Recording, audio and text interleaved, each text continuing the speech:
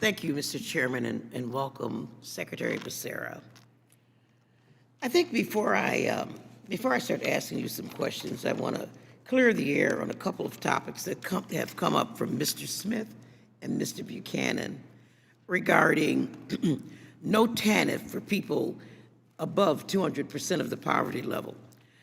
You said you were taking comment on that, so I'm going to give you comment. I do think that the framework for TANF was to respect flexibility, and although the quarterback, Brett Favre, and folks misused it in Mississippi, I do think that retaliating against the fund and people who need it is the wrong move. So that, taking $5 million a year from the contingency fund, I think is wrong-headed. I think it's wrong-headed to say that you won't serve anybody above 200% of the poverty level. When you start thinking about the kinds of things that you say you want to do under TANF, some TANF monies is used to supplement the EITC, the state child tax credit. And so before you fall into the trap of my colleagues on the other side by nodding your head to that, I would want you to think that through. I was really pleased to see that the budget was addressing mental health and substance abuse problems. Once again, I have a bill that would provide perinatal mental health and substance abuse problems for pregnant women from the earliest stages of pregnancy until 1 year afterwards. And I think that you don't want to upend that with some sort of agreement about 200% of the poverty level. So that's my comment on that. And with regard to drug testing, TANF recipients, I say that, I'm not a lawyer, so I don't know much about the 14th and 15th Amendment and due process and equal protection and stuff. But I know that if you're going to just pick out people who receive TANF, there are a lot of people who receive entitlements in our country, and you're not drug testing them. So maybe we should expand the list of people who receive monies up to and including some very wealthy people who receive tax credits and tax benefits. That being said, let me ask you some questions I intended to ask you before their testimony.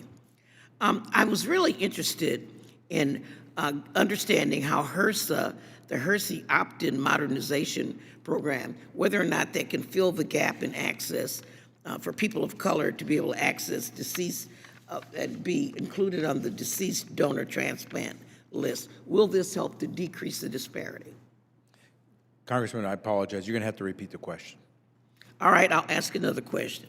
How about the Medicaid unwinding? There are 12 million people out there who do not receive Medicaid because of procedural reasons. And so is there anything that your department is doing help with the states to do outreach to these 12 million people that lost Medicaid? Congresswoman, since before last year, we started working with governors and states about the Medicaid unwinding process and making sure that as they go through the redetermination process, that they're making sure that for bureaucratic reasons, people aren't kicked off of indispensable. Well, they are being kicked off. So is there any effort to make sure we contact and reach those people to get them back on? Yeah, we've engaged in a number of the one where we were able to get 500,000 to 600,000 kids back onto rolls because we found that the states were not applying the procedures properly. Okay, one of the methods. Thank you. I don't have much time. I have legislation to reduce the tax disparity affecting the health professionals who receive the Indian Health Services scholarships. So does your budget, which does a lot for Native Americans, address the tax gap between Indian Health Service scholarship recipients and others? Gosh, I'll have to get back to you on that one. Okay, thank you. Let me ask the question that you didn't hear before. There's a big disparity in organ transplantation for people of color and other people.